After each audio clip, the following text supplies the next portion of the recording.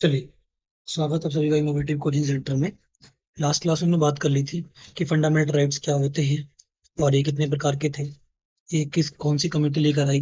ठीक है, तो आज हम कुछ और इसके बारे में, ऐतिहासिक चीजों के बारे में बात करेंगे कि फंडामेंटल राइट्स में और एक चीज शामिल है ना।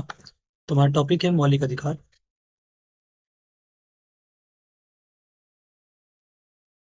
मौलिक अधिकार, ठीक है। तो आज हम इसके बारे में बात करने वाले हैं कि मौलिक अधिकार क्या है और इसके अंतर्गत कितने मौलिक अधिकारों की व्याख्या है। तो हम एक एक करके सारे मौलिक अधिकारों की व्याख्या करेंगे, ठीक है। तो पहले हम बात कर लेते हैं कि मौलिक अधिकार। ध्यान रखना, मौलिक अधिकार की जो व्याख्या की गई है, तो यहाँ पे लिखोगे आप, इसको लिखते चलना, नोट आपके लिए कंप्लीट हो जाएंगे। मौलिक अधिकारों की व्याख्या, अधिकारों की व्याख्या संविधान के भाग 3 में की गई है। संविधान के भाग 3 में की गई है, की गई है। ठीक है, ध्यान रखना, संविधान का जो भाग 3 है, भाग 3 के अंतर्गत मौलिक अधिकारों की व्याख्या की गई है। ध्यान रखना, और यहीं से क्वेश्चन भी आता है, क्या आता है कि भारतीय संविधान के किस भाग को मैग्ना कार्टा कहा जाता है। क्या मैग्ना कार्टा कहा जाता है। मैग्ना कार्टा क्या होता है, ठीक है। तो ध्यान रखना कि भाग 3 को ही, संविधान के भाग 3 को ही मैग्ना कार्टा कहते हैं। मैग्ना कार्टा क्यों कहा जाता है ये भी सुनो। क्या हुआ था कि 1215 में इंग्लैंड के एक राजा थे, जॉन। किसके? इंग्लैंड के एक राजा थे, ध्यान रखना। तो इंग्लैंड के एक राजा थे, जॉन। तो वहां के लोगों ने इंग्लैंड के राजा पर जोर बनाया, जोर दबाया कि उन्होंने अपनी कुछ ख्वाहिशें रखी या उन्होंने अपने कुछ मांग रखे। दिमाग में क्या रखी थी उन्होंने? अपने कुछ मांग रखी थी। तो उन मांग की पूर्ति करने के लिए उन्होंने एक प्रस्ताव तैयार किया था। उस प्रस्ताव पर राजा जॉन ने 1200 यानी कि 1215 में, ये वैसे तो 15 जून में हुई थी, तो 1215 के अंतर्गत हस्ताक्षर किए थे। अब इसमें था क्या? तो इसमें पहली मांग तो ये भी थी, आपके लिए 11th में इतना डीप जाने की जरूरत नहीं है, लेकिन फिर भी उसमें एक मांग ये भी थी कि जो राजा का शासन था, वो कानून के शासन के अधीन लाने की बात की गई थी। कानून के शासन के अधीन लाने की बात की गई थी, पहली बात। ये आपको इतना ध्यान रखने की जरूरत नहीं है। दूसरी बात, मैग्ना कार्टा के प्रस्ताव में ही क्या व्यक्ति के अधिकारों की चर्चा की गई थी। पहली बात क्या, व्यक्तियों के अधिकारों की चर्चा की गई थी। व्यक्ति के अधिकार, समानता हम कह सकते हैं कि मानवाधिकार, और मानवाधिकार मान के चलो आपके क्या मौलिक अधिकार हो गए। बस में आगे बात, तो पहली बात, अधिकारों की चर्चा करने की खातिर इसको मैग्ना कार्टा कहते हैं। तो मैग्ना कार्टा जो था, वो मनुष्य के अधिकारों को लेकर बातचीत करता था, या मनुष्य के अधिकारों या व्यक्ति के अधिकारों की चेष्टा रखता था, या उसकी मांग करता था, वो प्रस्ताव था। इसीलिए भारतीय संविधान के भाग 3 को, क्योंकि भाग 3 बिल्कुल व्यक्ति के अधिकारों की व्याख्या करता है, बस में आगे, इसलिए इसको मैग्ना कार्टा भी कहते हैं। तो एक नंबर का क्वेश्चन आ सकता है कि भारतीय संविधान के किस भाग को मैग्ना कार्टा कहा जाता है, तो किसको कहते हैं? 3 को, ठीक है। आगे आइए। अब भाग 3 में जो मौलिक अधिकार है, मौलिक अधिकार की व्याख्या, अधिकार की व्याख्या भाग 3 में तो है, पर अनुच्छेद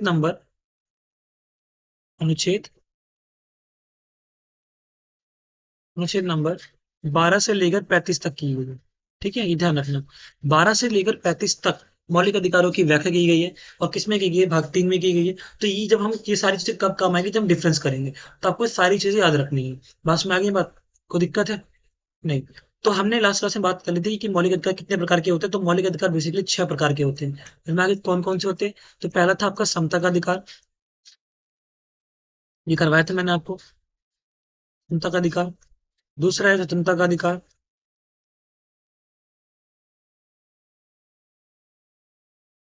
स्वतंत्रता का अधिकार। तीसरा आपका शोषण के विरुद्ध अधिकार, शोषण के विरुद्ध अधिकार। चौथा आपका धार्मिक स्वतंत्रता का अधिकार, धार्मिक स्वतंत्रता का अधिकार।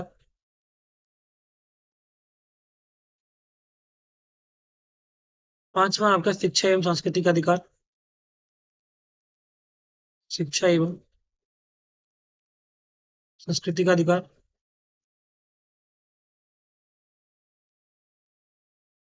ठीक है। छठा है आपका संवैधानिक उपचार का अधिकार। क्या है? संवैधानिक उपचार का अधिकार। ठीक है। तो बेसिकली हमारी 6 मौलिक अधिकार है जिनके बारे में हमें पढ़ना है और यही से मोस्टली क्वेश्चंस आते हैं, ठीक है। तो ये 6 मौलिक अधिकारों के बारे में हमें आगे आने वाली चीज़ों में टॉपिक पे करना है।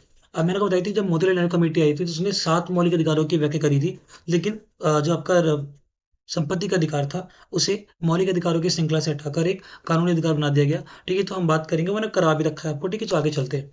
तो हमारा टॉपिक देखो, ये आपकी श्रृंखला है। जैसे हमारा पहला क्या है, समता का अधिकार। क्या? समता का अधिकार, या कह लो समानता का अधिकार। दोनों में थोड़ा सा अंतर होता है, लेकिन अभी समझिए। समानता मतलब सभी को एक तरह देखना, और समता का मतलब क्या होता है, जरूरतमंद के साथ एक जैसा, मतलब कुछ अलग विशेष व्यवहार। समझिए। तो वो समता का मतलब क्या होता है, आप बोलोगे कि भैया सभी के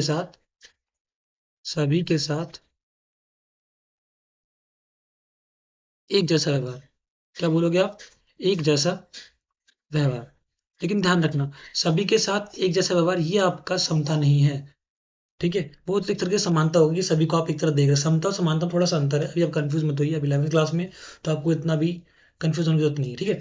बस आप ये ध्यान रखना कि जब भी हम समता की बात करेंगे, ये राइट टू इक्वालिटी की बात करेंगे, तो उसमें आपको ध्यान रखना है कि एक जैसे व्यक्तियों के साथ एक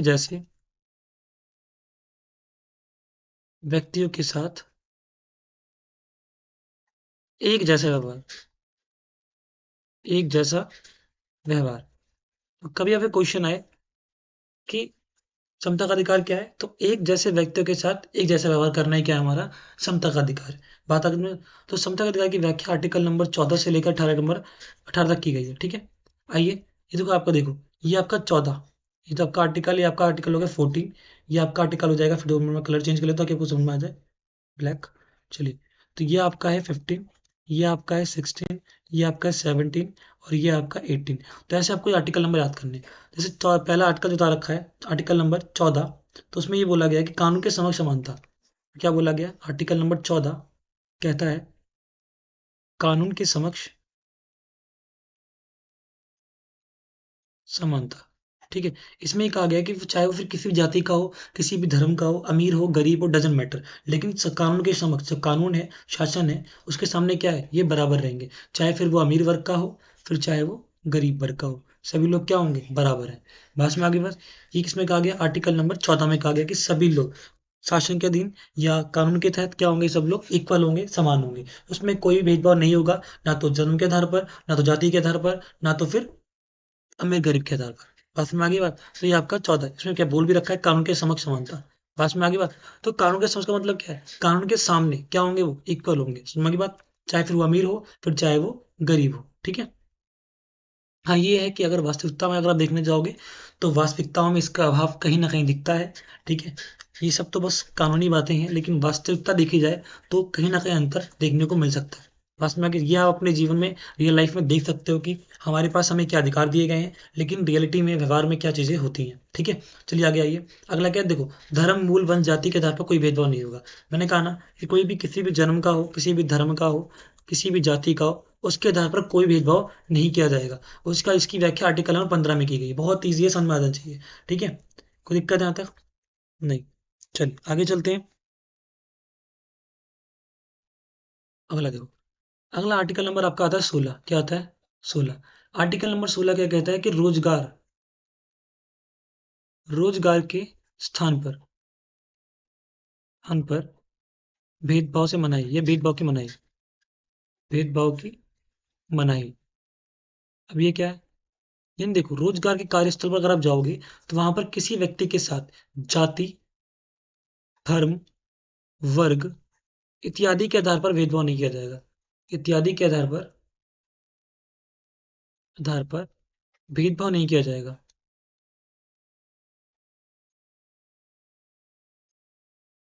ठीक है। ई केस का मतलब क्या है, यानी कि अगर आप किसी भी जॉब या किसी भी रोजगार के तहत जितनी भी उनकी उपयोगिताएं हैं और जितने उन्होंने प्रावधान रखे हैं, अगर आप सारे प्रावधानों पे खरे उतरते हैं, तो आपको वो काम देगा। आपकी जाति, आपके धर्म के आधार पर वो आपको काम देने से मना नहीं कर सकता। ये राइट टू इक्वालिटी का एक अपना एक प्रावधान है। बस में इसकी व्याख्या आर्टिकल नंबर 16 में की गई हुई है, ठीक है। ध्यान रखना इस बात का, अगर आप सभी योग्यताएं पूरे करते हैं और जो भी नोटिफिकेशन जारी की गई है, अगर आप सभी उन योग्यताओं पर खरा उतरते हैं, तो कोई भी कार्यस्थल, कोई भी कंपनी, कोई भी चीज आपको वो जॉब देनी है, सिर्फ इस वर्क पे कि आप अलग जाति धर्म से या अलग जाति से रिलेट करते हैं, अलग धर्म से संबंधित है, इस आधार पे आपको जॉब देने से मनाही नहीं कर सकता। समझ में आ गई बात? अगला चलिए, अगला देखो, आर्टिकल नंबर 17, इसको बोलते हैं अस्पृश्यता का अधिकार। अस्पृश्यता के विरुद्ध अधिकार लिख लो, अस्पृश्यता के विरुद्ध अधिकार, या साधारण शब्दों में कह लो छुआछूत का अंत। अब ये क्या है, आप देखोगे, अब तो चलो मॉडर्न ज़माना आ गया है, अगर हम थोड़ा ट्रेडिशनल की बात कर दें, अरे एंशिएंट पीरियड की बात करें, तो एंशिएंट पीरियड में देखोगे आप कि जातिवाद प्लस में छुआछूत, ये सारी बहुत सारी चीज़ें थी। समाज में कुछ ऐसा वर्ग भी होता है जिसे कई वर्षों तक समाज की सीमा से बाहर रखा गया। समझ में आगे बात, जिसे हम निचली श्रेणी या दलित वर्ग से इंडिकेट करते हैं। ठीक है, तो ध्यान रखना कुछ ऐसे वर्ग भी हैं जो समाज से काफ़ी समय तक दूर रहे। ठीक है, तो अब बात क्या आती है कि कुछ वर्गों का कभी समाज के अंतर्गत वर्चस्व था, तो ये लोग क्या करते थे, इनके साथ भेदभाव करते थे। ऐसा माना जाता था कि अगर ये व्यक्ति इनके घर में प्रवेश कर जाएं तो इनका धर्म भ्रष्ट हो जाता था, उसके साथ उठना बैठना नहीं है। ठीक है, जिससे बेसिकली जो निचली जाति के लोग होते हैं उनके साथ जो किया जाने वाला भेदभाव था। ठीक है, कई लोग ये मानते हैं कि निचली जाति के साथ बैठ के खाना पीना क्यों खाऊं, पानी पीने धर्म भ्रष्ट हो जाएगा। तो मैं आगे बात, तो इस चीज़ों को अंत कर दिया गया, इसमें कहा गया फिर चाहे वो किसी भी जाति का हो, किसी भी धर्म का हो, सही व्यक्ति क्या होंगे, इक्वल होंगे, किसी के कोई छुआछूत जैसी भेदभाव प्रक्रिया नहीं होगी। कुछ लोगों को नाम से बोला गया था कि वो उनके साथ खाना पीना बैठना ये सब क्या है, एक दलित वाला काम है। समझ में आ गई बात, इससे क्या होगा, हमारा धर्म भ्रष्ट हो जाएगा। बस में आगे, लेकिन इन चीजों को समाप्ति कर दी गई कब, छुआछूत के अंत आर्टिकल नंबर 70 में कह दिया गया कि अगर अब कोई किसी व्यक्ति को दलित कहकर संबोधित करता है या फिर उसके बाद ऐसा छुआछूत जैसा व्यवहार करता है तो इसके लिए भी प्रावधान है। समझ में आ गई बात, ये मौलिक अधिकार है, वो आपके खिलाफ केस दर्ज कर सकता है। समझ में आ गई बात, तो ये आपका एक आर्टिकल नंबर 17 है। समझ में आ गई? आजकल ये थोड़ा ग्रामीण क्षेत्रों में आप देखोगे, ग्रामीण क्षेत्रों में अब तो वैसे बहुत कम हो गया, लेकिन फिर भी ग्रामीण क्षेत्रों में आजकल बहुत ज्यादा है। ग्रामीण क्षेत्रों में अगर आप जाके देखोगे तो वहां पर इस तरह की छुआछूत या इस तरह की भावनाएं अभी भी आज भी वहां पे व्याप्त है। ठीक है, ऐसा माना गया वो जाति निचली जाती है, उनके मात्र छू लेने से हमारी चीजें अपवित्र हो जाती हैं। समझ में आगे बात यहाँ तक? चलिए, आर्टिकल नंबर 18, उसको बोलते हैं उपाधियों का अंत। उपाधियों का अंत, अब ये क्या होता है, अब देखो यहाँ पर एक प्रावधान कर दिया गया, कभी कभी जो उपाधियां होती हैं वो भी समाज में असमानता फैलाने का काम करती हैं, तो इसको अंत करने के लिए और सभी को इक्वल फील करवाने के लिए सरकार ने एक प्रावधान कर दिया। इसमें सरकार कह रहा हूँ, सॉरी, संविधान निर्माताओं ने एक प्रावधान कर दिया। क्या बोला कि जो राज्य है, राज्य मतलब पॉलिटिकल साइंस में सरकारी समझ लो, ठीक है, स्टेट कह लो, जो राज्य है वो शिक्षा एवं सेना के उपलब्धियों को छोड़कर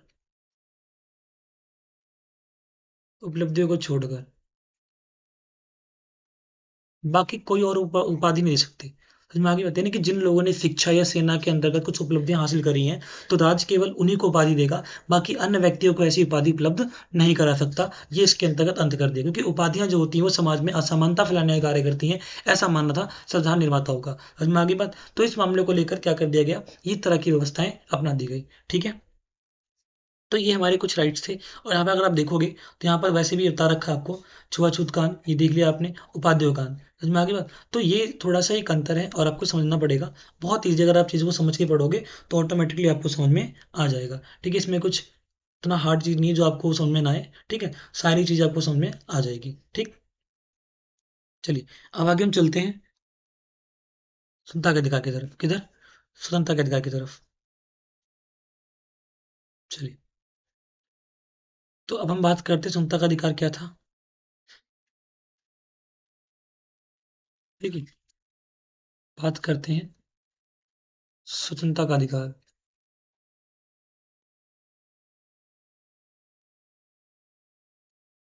ठीक है, स्वतंत्रता के अधिकार की व्याख्या 19 से लेकर 22 तक की गई है, ये आप ध्यान रखना। इसमें आप article number 19, article number 20, article number 21, article number 21 ए और आर्टिकल नंबर 22 ये आप पढ़ोगे। ठीक है, 19 में आपको क्या, व्यक्ति की स्वतंत्रता, अभी व्यक्ति की स्वतंत्रता,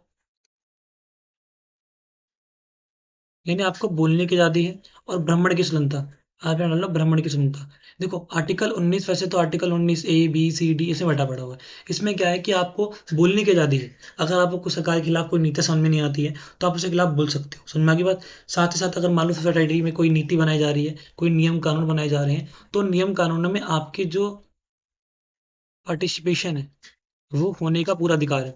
आपको वहां पे बोलने का अधिकार है। क्या है? आपको बोलने का अधिकार है। बात समझ में आ गई यहाँ तक? कोई दिक्कत है? चलिए, तो इसी के अंतर्गत ये भी कहा गया है कि आपको राइट टू ऑक्यूपेशन है, राइट टू स्लीप, ये सारी चीजें आपको यहाँ पर बता रखी होंगी, ठीक है। जिसमें हमने ये बात सारी चीजें बात करी थी, ठीक। जैसे अगर हम बात कर लें इधर, देखो भाषण के व्यक्ति की सुनता। 2 मिनट रुकिए, मैं आपको कलर चेंज दिखाता हूँ। इधर आ जाइए, देखो ये रहा। ये क्या है? ये व्यक्ति की सुनता।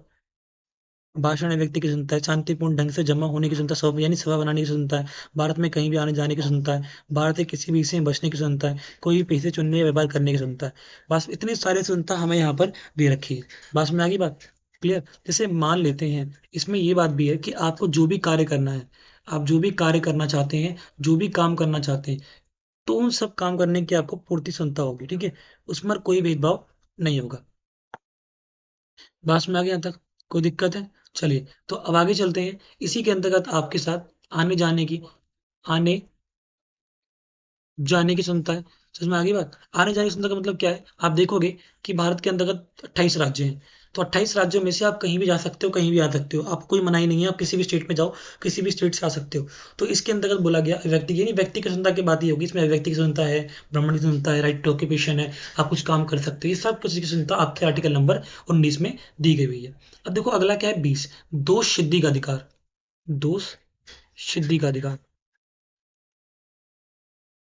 अब ये क्या है? ये बहुत इंपॉर्टेंट अधिकारी को समझना होगा। कहानी क्या है बेटा, ध्यान से समझना। जब तक न्यायालय ये सिद्ध ना कर दे, न्यायालय न्यायालय सिद्ध ना करे, ठीक है, जब तक न्यायालय ना सिद्ध कर दे कि आपने कोई जुर्म किया है, तब तक आपको कोई भी आरोपी नहीं कह सकता। ये बात ध्यान रखना। अगर न्यायालय सिद्ध करता है कि आपने वो जुर्म किया है, तभी आपको पर कोई आरोपी या कोई कल्पित जैसी भावनाएं उत्पन्न कर सकता। अन्यथा जब तक वो केस पेंडिंग में चल रहा है, आपको आरोपी के नाम से संबोधित नहीं किया सकता। ये आपके पास दो सिद्धि का अधिकार है। पास में आगे बात, अगले देखो 21 नंबर है, जीवन जीने का अधिकार। क्या है? जीवन जीने का अधिकार, ठीक है। इसमें क्या आर्टिकल नंबर 21 में, आर्टिकल 21 में बोल दिया गया कि आपका आपके जीवन पर पूर्णता अधिकार है। इसमें आगे बात, आपका आपके जीवन पर पूर्णता अधिकार है। आप चाहे जी सकते हो अपनी मर्जी से, और आप जैसे चाहो, ठीक है। बात में आगे बात, तो जीवन जीने का अधिकार आपका एक अधिकार। से कोरोना की बात कर लें, तो कोरोना के टाइम पर जब कुछ अधिकार, आपके मौलिक अधिकार छीन लिए गए थे, है ना, जब लॉकडाउन लगा था, लेकिन आप सब घर में थे ना, जीवन जी रहे थे ना, तो जीवन जीने का अधिकार भी क्या होता है? चाहे फिर जेलों में गुजार लो या चार दीवारी के अंदर गुजार लो, समझ में आगे बात, तो ये जीवन जीने का अधिकार होता है। क्लियर? तो इसकी व्याख्या अनुच्छेद नंबर 21 में की गई हुई है। मैं आपको इसके नोट्स प्रोवाइड करा दूंगा, डोंट वरी, पहले समझ लो कि ये चीजें क्या है, ठीक है। आर्टिकल आ जाइए 21 नंबर ए। 21 ए देखो, ये बहुत इंपॉर्टेंट है। इसके अंतर्गत क्या है? शिक्षा का अधिकार। शिक्षा का अधिकार अब एक मौलिक अधिकार है, ध्यान रखना, ठीक है। शिक्षा के अधिकार की व्याख्या आर्टिकल नंबर 21 ए में की गई है। ये क्वेश्चन एसएससी में पूछा जा चुका है, और एक बार इसका व्याख्या यूपीपीसीएस में भी आया था। सॉरी, ईपीएफओ, ठीक है। इस वाले एग्जाम में पूछा गया हुआ है। बात में आ गई बात। तो आपको ये सब चीजें समझ में आनी चाहिए कि 21 ए में क्या है, या शिक्षा के अधिकार की वाक्य संशोधन में की गई है। तो यहाँ से क्वेश्चन आ सकते हैं, इसके लिए तो बिल्कुल निश्चिंत रहे आप, ठीक है। तो आपको पढ़ना है यहाँ से, दिमाग दिमाग लगा के भी और थोड़ा मेहनत करके भी, ठीक है। अगला आइए 22। 22 क्या होगा? देखो हमारे यहाँ पे क्या है कि जिन लोगों को सजा मिल जाती है, जो लोग कारावास में है, किसमें है? कारावास में, तो उनकी उनके भी अधिकार है। ऐसा नहीं कि उन्होंने कोई जुर्म किया और वो कारावास में, तो उनके पास कोई अधिकार नहीं होगा, ठीक है। तो उनके पास भी अधिकार है। बात में आगे बात, तो उनके पास बोलने की आज़ादी भी है ना, अपने आप को सही सिद्ध करने के अधिकार अधिकार भी है। तो ये सब चीज जो अधिकार हैं, जो सारी चीजें का अधिकार है, इसके अंतर्गत कारावास, या आप कह लो कि जिन व्यक्ति को जो सजा काट रहे हैं, है ना, उनके लिए अधिकार संरक्षित किए गए हैं। तो ये आपके स्वतंत्रता के अधिकार भी हो गए, ठीक है। एक बार आप इनको घर से पढ़ लेना। बाकी आप देख सकते हो यहाँ पर सारी चीजें बता रखी मैंने। शिक्षा का अधिकार है, अभी तो सजा पाए लोगों के लिए अधिकार। जो मैं कलर चेंज करके सुनाया था आपको, ये देखो, अविवेक और सजा पाए हुए लोगों के बीच का अधिकार। तो ये सब चीज मैंने आपको करवा रखी, ठीक है। नेक्स्ट क्लास में हम बात करेंगे शोषण के विरुद्ध अधिकार क्या होता है, धार्मिक स्वतंत्रता का अधिकार क्या होता है, संस्कृति की एवं शिक्षा के अधिकार क्या होता है, और संवैधानिक उपचार का अधिकार क्या होता है। देखो संवैधानिक उपचार के अधिकार को ही डॉक्टर भीमराव अम्बेडकर ने क्या कहा है? इसे ही संविधान की आत्मा कहा है। क्या कहा है? इसी संविधान की आत्मा। संविधान की आत्मा का है, ध्यान रखना। तो एक नंबर क्वेश्चन यहाँ से भी आता है कि किस अधिकार को संविधान की आत्मा कहा गया है? तो संवैधानिक उपचार के अधिकार, मौलिक अधिकार को लागू करवाने के लिए न्यायालय जानने में अधिकार।